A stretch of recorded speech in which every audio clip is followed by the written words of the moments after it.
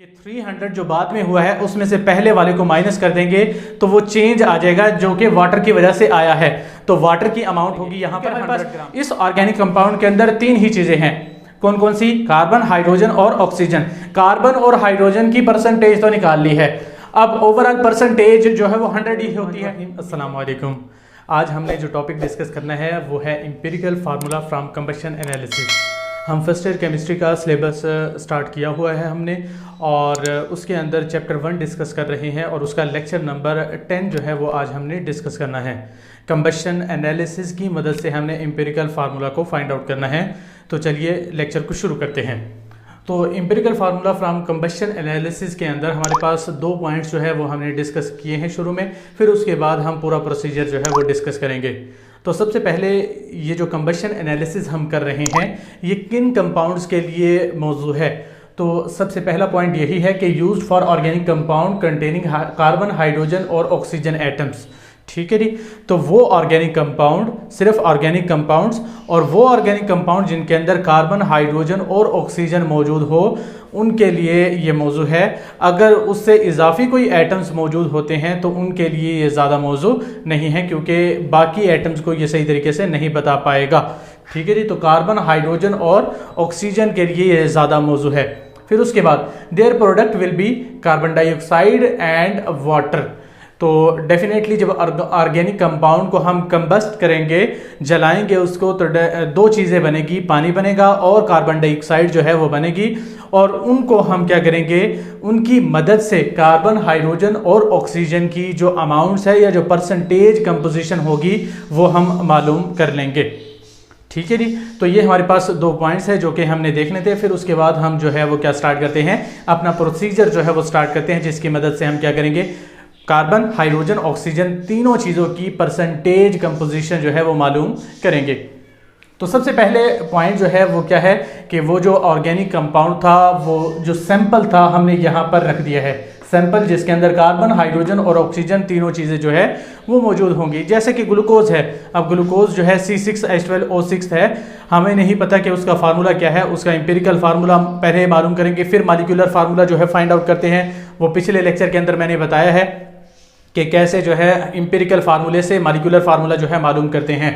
तो हमारे पास सैंपल है और सैंपल के अंदर हमें नहीं पता कि उसका फार्मूला क्या है, तो हमने फार्मूला फाइंड आउट करना है। तो उसके लिए सैंपल को हमने रख दिया है किसके अंदर, कंबशन ट्यूब के अंदर, और कंबशन ट्यूब को फिट कर दिया है किस चीज़ के अंदर, फर्नेस के अंदर। तो फर्नेस के अंदर डेफिनेटली अगर फिट करेंगे तो यहाँ से हमने क्या करनी है, इसको जलाना है। तो जलाने के लिए डेफिनेटली क्या करेंगे, ऑक्सीजन को प्रोवाइड करेंगे। तो यहाँ से जो है क्या चीज़ आएगी, ऑक्सीजन, और यहाँ से जो है हम हीट करेंगे। तो हीट करने से क्या होगा कि ये जो है कंबशन वाले प्रोडक्ट जो है वो देना शुरू कर देगा, जो कि 2 ही चीज़ें हैं। एक कार्बन डाइऑक्साइड होता है। ऑर्गेनिक कंपाउंड को जब जलाते हैं जिसके अंदर सिर्फ 3 चीज़ें हो, कार्बन, हाइड्रोजन और ऑक्सीजन, तो 2 ही चीज़ें बनती है, कार्बन डाइऑक्साइड और वाटर बनता है। ठीक है जी। तो यहाँ से क्या क्या चीज़ें बनेगी, कार्बन डाइऑक्साइड और वाटर। अब कार्बन डाइऑक्साइड और वाटर जो है वो आगे ट्रैवल करना शुरू कर देंगे। ठीक है जी। ये जो कंबशन वाली ट्यूब है, ये सारा पूरा जो प्रोसेस है इसके अंदर आगे ट्रैवल करना शुरू कर देगी। अब यहाँ पर हमने रखा हुआ है MgClO4 का ट्वाइस, और साथ में यहाँ पर रखा हुआ है 50% KOH, और लास्ट में हमने खाली चैम्बर छोड़ा हुआ है। अब MgClO4 का जो ट्वाइस है ये एब्जॉर्ब करता है क्या चीज़, H2O। ये वाटर एब्जॉर्बर है, ये पानी को एब्जॉर्ब कर लेता है। ठीक है जी। और ये जो 50% KOH हमने लिया हुआ है ये क्या एब्जॉर्ब करता है, कार्बन डाइऑक्साइड को एब्जॉर्ब करता है, मतलब कार्बन डाइऑक्साइड एब्जॉर्बर है ये। ठीक है जी। तो होगा क्या, हमने करना क्या है, यहाँ से कार्बन डाइऑक्साइड भी प्रोड्यूस होगी और वाटर भी प्रोड्यूस होगा। ठीक है जी। अब कार्बन डाइऑक्साइड मेनली क्या बता रही होगी, कार्बन डाइऑक्साइड, क्योंकि ऑक्सीजन हमने जलने के लिए दी है। ठीक है जी। तो यहाँ से जो कार्बन डाइऑक्साइड आ रही होगी उसके अंदर से अगर ऑक्सीजन को हम निकाल दे जो कि जलने के लिए हमने दिया है, तो डेफिनेटली यहाँ से क्या चीज़ आ रही होगी, कार्बन आ रही होगी।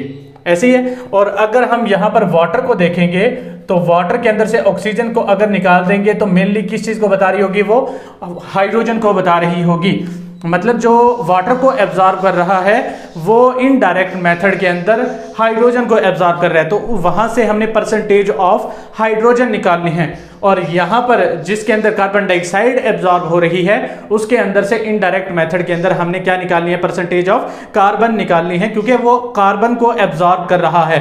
हमारा कोई मकसद नहीं है कि कार्बन डाइऑक्साइड को एब्जॉर्ब कराएं, वाटर को एब्जॉर्ब कराएं, हमारा मकसद है हाइड्रोजन और कार्बन को एब्जॉर्ब करवाना। वो किसी भी तरीके से एब्जॉर्ब करवा सकते हैं, ठीक है जी। तो यहाँ पर जो है वाटर एब्जॉर्ब हो गया जिसकी मदद से हमने हाइड्रोजन को एब्जॉर्ब करवा दिया, और यहाँ पर कार्बन डाइऑक्साइड जिसकी मदद से कार्बन को एब्जॉर्ब करवा दिया। अब हमने यहाँ पर हाइड्रोजन की परसेंटेज को निकालना है और यहाँ से कार्बन की परसेंटेज को निकालना है। तो वो कैसे निकालेंगे ये हमने देखना है, ठीक है जी। तो पहले हम कार्बन हाइड्रोजन को देख लेते हैं, फिर उसके बाद ऑक्सीजन का हम डिफरेंस मेथड के जरिए निकालेंगे। वो अभी हम डिस्कस नहीं करते, अभी हम सिर्फ दो चीज़ों को डिस्कस करते हैं। तो अब वाटर जो है यहाँ पर कितना एब्जॉर्ब होगा ये हमने देखना है। तो हमने ये जो MgClO4 का ट्वाइस जो है ये प्री वेटेड जो है वो रखा था। प्री वेटेड का मतलब कि हमने पहले से वेट करके और इसको रख दिया। लेट से मैं कहता हूँ कि ये हमने 200 ग्राम रखा था। कितना रखा था? 200 ग्राम। और इसके अंदर जो पानी एब्जॉर्ब हो गया, जब रिएक्शन कंप्लीट हुआ, कंबशन पूरी कंप्लीट हो गई, उसके बाद इसका मास हो जाता है 300 ग्राम। तो हम क्या करेंगे, डेफिनेटली वाटर की जो कंसंट्रेशन है या जो अमाउंट है वो निकाल सकते हैं कि 300 जो बाद में हुआ है उसमें से पहले वाले को माइनस कर देंगे तो वो चेंज आ जाएगा जो कि वाटर की वजह से आया है। तो वाटर की अमाउंट होगी यहाँ पर 100 ग्राम। तो वाटर की अमाउंट यहाँ से मालूम हो जाएगी, यहाँ से हमारी कार्बन डाइऑक्साइड की अमाउंट मालूम हो जाएगी। लेट से मैं कहता हूँ कि 50% KOH जो हमने लिया था, पहले 200 ग्राम लिया था और कार्बन डाइऑक्साइड एब्जॉर्ब होने के बाद 300 हो गया है। तो डेफिनेटली डिफरेंस जो आएगा वो कार्बन डाइऑक्साइड की अमाउंट जो एब्जॉर्ब हुई है वो बताएगा, जो कि क्या होगी, 100 ग्राम होगी। तो यहाँ से हम H2O की अमाउंट मालूम कर लेंगे और यहाँ से कार्बन डाइऑक्साइड की अमाउंट जो है वो मालूम कर लेंगे। अब हमने करना क्या है, यहाँ से हमने हाइड्रोजन की परसेंटेज को मालूम करना है और यहाँ से कार्बन की परसेंटेज को मालूम करना है। तो कार्बन की जो परसेंटेज है वो कैसे मालूम करेंगे, परसेंटेज ऑफ कार्बन। तो मास ऑफ कार्बन डाइऑक्साइड जो कि हमने यहाँ से निकाला होगा डिफरेंस करके, तो mass of carbon dioxide over mass of organic compound हमने कितना लिया था उसको हमने नीचे रखना है। फिर उसके बाद mass of carbon dioxide over mass of organic compound multiply by 12/44। 12 over 44 क्या है, 12 जो है वो क्या चीज है, कार्बन। कार्बन का एटॉमिक मास कितना होता है, 12 ओवर 44 जो है कार्बन डाइऑक्साइड का मॉलिक्यूलर मास है। कार्बन का कितना होता है, 12 और ऑक्सीजन का होता है 16। 16 दूनी 32, 32 और 12 कितना हो जाएगा, 44। तो 12 डिवाइडेड बाय क्या है, 44 है, ठीक है जी। 12 डिवाइडेड बाय 44 मल्टीप्लाई बाय क्या कर दिया, 100, क्योंकि हमने परसेंटेज कंपोजिशन निकालनी है, ठीक है जी। तो मास ऑफ कार्बन डाइऑक्साइड जो कि हमने डिफरेंस मेथड के जरिए निकाल लिया over mass of organic compound multiply by 12 over 44। इसके अंदर कार्बन की, हम कार्बन डाइऑक्साइड से कार्बन की परसेंटेज को निकाल सकते हैं, ठीक है जी। क्लियर हो जाएगी बात। तो ये है हमारे पास क्या चीज, मेथड जिसकी वजह से हम परसेंटेज ऑफ कार्बन निकालेंगे। अब दूसरा जो मेथड है वो हमारे पास परसेंटेज ऑफ किस चीज की है, हाइड्रोजन की है। तो परसेंटेज ऑफ हाइड्रोजन कैसे निकाल सकते हैं, तो डेफिनेटली यहाँ से वाटर की जो अमाउंट है यहाँ से हमने निकाल ली है डिफरेंस मेथड के जरिए। तो mass of water over mass of क्या आ जाएगा, organic compound multiply by 2 divided by 18। 2 divided by 18, जैसे कि कार्बन ओवर हमने कार्बन डाइऑक्साइड रखा था तो यहाँ पर हाइड्रोजन ओवर वाटर रखना है। तो हाइड्रोजन हमारे पास 2 है तो डेफिनेटली मॉलिक्यूलर मास कितना हो जाएगा, 2 हो जाएगा। ओवर हमारे पास वाटर का जो मॉलिक्यूलर मास होता है वो कितना होता है, 2 प्लस ऑक्सीजन का होता है 16, तो 18 हो जाएगा। तो 2 डिवाइडेड बाय क्या आ गया है, 18 मल्टीप्लाई बाय 100 हमने कर दिया परसेंटेज कंपोजिशन के लिहाज से। तो दोनों की परसेंटेज जो है हमने निकाल ली है, परसेंटेज ऑफ कार्बन भी निकाल ली है और परसेंटेज ऑफ हाइड्रोजन भी निकाल ली है, ठीक है जी। तो दोनों की परसेंटेज हमने निकाल ली है। अब थर्ड जो कंपोनेंट रह गया है वो है हमारे पास परसेंटेज ऑफ ऑक्सीजन। तो परसेंटेज ऑफ ऑक्सीजन जो है डिफरेंस मेथड के जरिए निकालेंगे, क्योंकि हमारे पास इस ऑर्गेनिक कंपाउंड के अंदर 3 ही चीजें हैं। कौन कौन सी, कार्बन, हाइड्रोजन और ऑक्सीजन। कार्बन और हाइड्रोजन की परसेंटेज तो निकाल ली है, अब ओवरऑल परसेंटेज जो है वो 100 ही होती है, ठीक है जी। तो अगर 2 की जो परसेंटेज आई है, लेट से मैं कहता हूं कि इसकी 40 है और इसकी 40 है, तो 40 प्लस करेंगे तो कितना हो जाएगा 80, और उसको 100 में से माइनस करेंगे तो ऑक्सीजन की परसेंटेज आ जाएगी 20, ठीक है जी।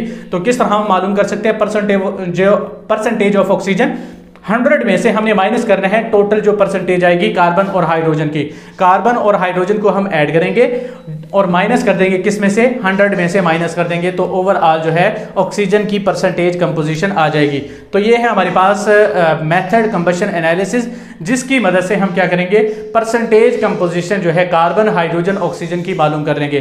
जब हमारे पास percentage of carbon hydrogen oxygen आ जाएगा, फिर हमने करना क्या है, वो सारा मेथड जो स्टेप्स हमने किए थे कि परसेंटेज कंपोजिशन के बाद हमने ग्राम एटम मालूम करने हैं, एटॉमिक रेशो मालूम करनी है, होल नंबर रेशो चेक करनी है और लास्ट में इंपेरिकल फार्मूला बिल्ड कर देना है और उससे हम किसी भी n इंटीजर से मल्टीप्लाई करके मॉलिक्यूलर फार्मूला निकाल लेंगे और वहां से स्ट्रक्चर को फाइंड आउट कर सकते हैं।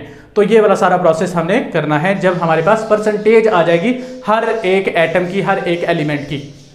तो ये था हमारे पास empirical formula from combustion analysis.